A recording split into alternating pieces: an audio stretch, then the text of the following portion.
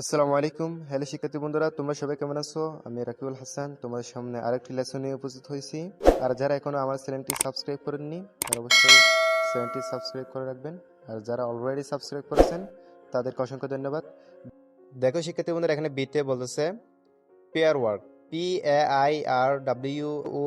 Pair work মানে জোড়ায় জোড়ায় জোড়া জোড়ায় কাজ বা দলগতভাবে কাজ, এটা বলতেছে। এরপর বলতেছে ask and answer the questions।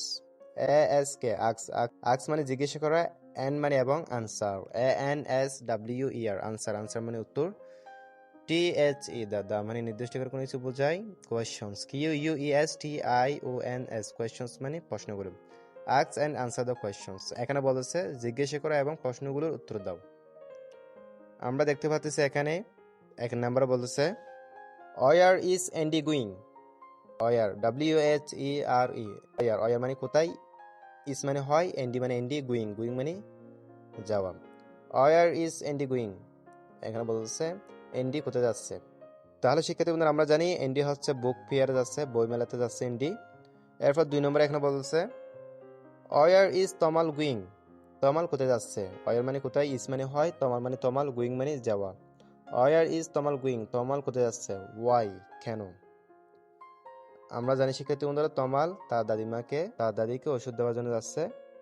দেখো শিক্ষার্থী বন্ধুরা, এখানে 3 নম্বর বলতেছে when can Tamal meet এন্ডি। when when মানে কখন, ক্যান মানে পারা, তমাল মানে তমাল, মিট মানে সাক্ষাৎ, এন্ডি মানে এন্ডি। তাহলে শিক্ষার্থী বন্ধুরা, এখানে বলতেছে when can তমাল meet এন্ডি, তমাল কখন এন্ডির সাথে সাক্ষাৎ করবে, এটা বলতেছে সাক্ষাৎ করতে পারে, এটা বলতেছে। এরপর 4 নম্বর বলতেছে এখানে how does Andy say goodbye to Tamal. How মানে কিভাবে, HOW হাউ মানে কিভাবে, DOES ডাস মানে করা, ANDY এন্ডি মানে এন্ডি, সে মানে বলা, good bye, GOOD good, BYE good bye মানে বিদায়, টু মানে দিকে, তমাল TAMAL তমাল মানে Tamal. How does Andy say bye to Tamal. তাহলে শিক্ষার্থী বন্ধুরা, এখানে বলতেছে এন্ডি কিভাবে তমালকে বিদায় জানায়, এটা বলতেছে। এরপর এখানে সিতে বলতেছে pair work practice saying the dialogue in activity A. Pair work মানে জোড়ায় জোড়ায় বোঝাচ্ছে, জোড়ায় জোড়ায় কাজগুলো বোঝাচ্ছে এখানে।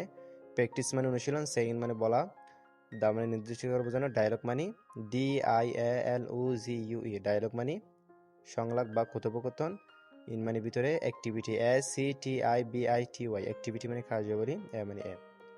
তাহলে শিক্ষার্থী বন্ধুরা, এখানে বলতেছে এর কার্যাবলী কথোপকথনটি বলার চেষ্টা করুন বা বলার অনুসরণ করুন, এটা বলতেছে।